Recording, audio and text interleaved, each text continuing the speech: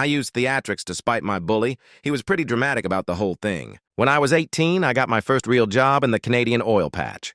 Early 2000s, no experience, no education, 20 bucks an hour.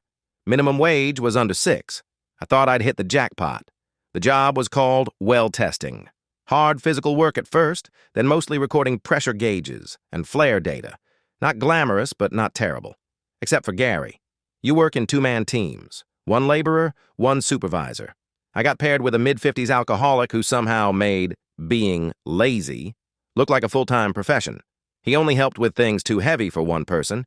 Everything else, he left to me while he hid in the trailer watching DVDs. And he loved to joke, which really just meant insulting me. When he found out I'd never used a power drill, he asked if my dad had taught me anything.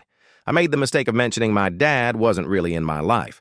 The next time I messed up, Gary smirked and said, "No wonder he walked out on you." At 18, that hits harder than a steel pipe.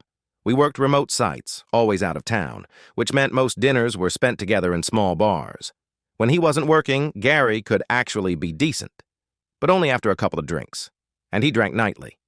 Eventually, I became the one driving his truck to work every morning because he was too hungover to function. He'd sleep the entire ride and still get paid per kilometer. I got minimum wage for the same trip. 3 months of this. 3 months of being belittled, mocked, called stupid. Everyone has a breaking point, and I finally reached mine. I decided it was time for revenge, the kind teenage me thought would make the universe balance itself. And the first step? Remembering that evil cannot be defeated with the power of love.